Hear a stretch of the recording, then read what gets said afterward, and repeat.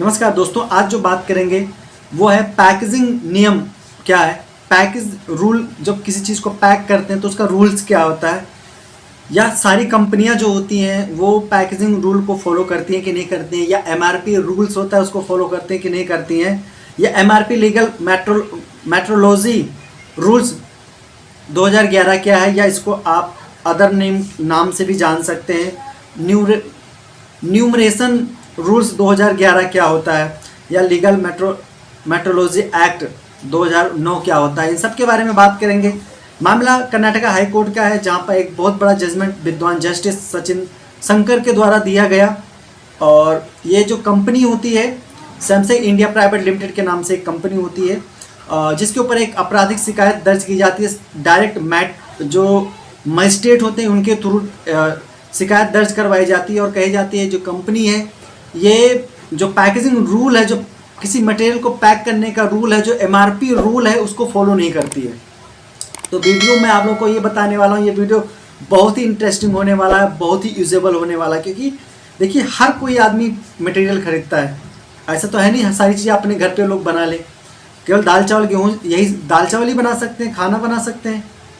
बाकी सारी चीज़ें, मैक्सिमम चीज़ें आपको बाहर से खरीदना होता है। खाना बनाने के लिए भी बहुत सारी चीज़ें होती हैं जो आपको बाहर से खरीदना पड़ता है, दाल या और बहुत सारी चीज़ें होती हैं।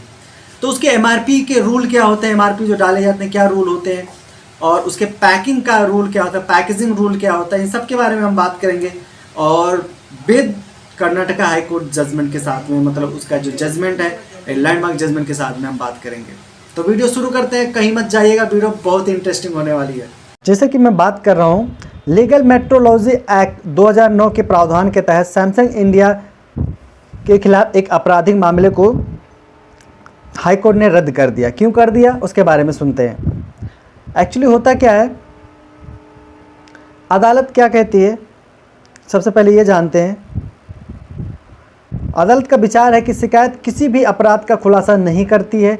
शिकायतकर्ता में बताए गए अपराध खुदरा पैकेजों पर लागू नहीं होते, ना ही थोक पैकेजों पर, और इसीलिए शिकायत में लाए गए आरोपों को सावधानीपूर्वक जांच करने पर यह स्पष्ट है कि शिकायत दुर्भावनापूर्ण है। शिकायत में लाए गए आरोप पूरी तरह से तुच्छ और परेशान करने वाले पाए गए हैं। यहाँ तक कि अगर शिकायत में लाए गए आरोपों को पूरी तरह से स्वीकार कर लिया जाता है तो यह कोई ठोस अपराध नहीं बनता और प्रथम दृष्टया आरोप तुच्छ पाए जाते हैं। मामला जब डिपार्टमेंट ऑफ लीगल मेट्रोलॉजी के इंस्पेक्टर की ओर से दायर शिकायत के अनुसार सैमसंग इंडिया के एक वितरक Messrs ABM Telemobiles India private limited company के निरीक्षण के दौरान यह पाया गया कि प्रीफैग्ड सैमसंग गैलेक्सी टैब 4 पर मुद्रित MRP legal metrology numeration rules 2011 के नियम 4(2) सापठित लीगल मेट्रोलॉजी अधिनियम की धारा 6, 2 और 3 के अनुरूप नहीं था। उन्होंने 20 अलग अलग पैकेज वाले एक थोक पैकेज उत्पाद का भी निरीक्षण किया, जिसके बारे में उन्होंने कहा कि legal metrology package commodities rules 2011 के नियम 13(5)(2) के तहत प्रदान की गई मात्रा को इंगित करने के लिए क्वालिफाइंग सिंबल N नहीं था, और इसीलिए दावा किया गया कि क्वालिफाइंग यूनिट N का उल्लेख किए बिना केवल 20 अंक का उल्लेख करने में पैकेजिंग कमोडिटीज रूल्स 2011 का उल्लंघन होता है। मजिस्ट्रेट के पास एक निजी शिकायत दर्ज की गई थी, जिसने संज्ञान लेते हुए कंपनी को सम्मन जारी किया था।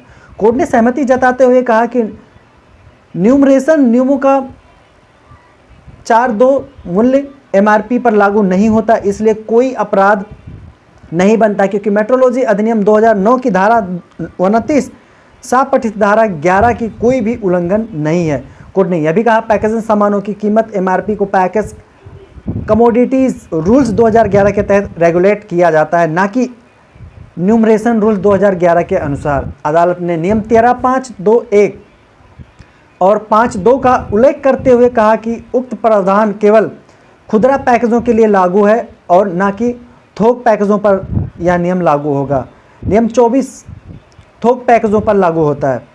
तब अदालत ने कहा कि नियम 24C की जांच करने पर यह स्पष्ट है कि शिकायत में इंगित दूसरे अपराध को गलत तरीके से लागू किया गया है। उक्त प्रावधानों खुदरा पैकेजों पर लागू होते हैं, ना कि थोक पैकेजों पर। नियम 24C के तहत पैकेज कमोडिटी रूल्स 2011 के नियम 13.5.2 के अनुसार उपसर्ग एन या यू जोड़े बिना केवल मात्रा की संख्या का खुलासा किया जाना था।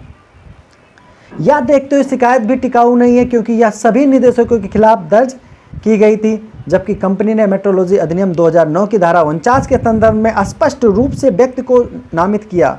विचाराधीन प्रथम दृष्टया अपराध नहीं बनता। कोर्ट ने इस प्रकार के मामले को रद्द कर दिया। जी हाँ, केस का नाम था message Samsung India electronic private limited और कर्नाटका राज्य से संबंधित था और इसको जैसा कि रद्द कर दिया गया। तो दोस्तों इस वीडियो में हमने जाना कि जो पैकेजिंग नियम है, जो रूल है, जो एमआरपी रूल है, क्या अगर कंपनी उसका पालन नहीं करती है तो किस तरह से आप केस फाइल कर सकते हैं उस कंपनी के अगेंस्ट। लेकिन हाँ, याद रहे, अगर company packaging rule, MRP rule in सभी को फॉलो करती है तो आप उसके अगेंस्ट केस नहीं डाल सकते हैं। बाकी आशा करता हूँ ये वीडियो देखने के बाद आपको एमआरपी रूल के बारे में या जो पैकेजिंग रूल है इनके बारे में आपके जो भी डाउट्स हुए होंगे वो क्लियर हो गए होंगे और आशा करता हूँ आपको ये वीडियो भी बहुत अच्छी लगी होगी। तो प्लीज़ अगर वीडियो अच्छी लगी है तो सब्सक्राइब करना मत भूलिएगा और ये चैनल आपके लीगल नॉलेज को इन्हेंस करने में बहुत मदद करेगा आपका। जय हिंद।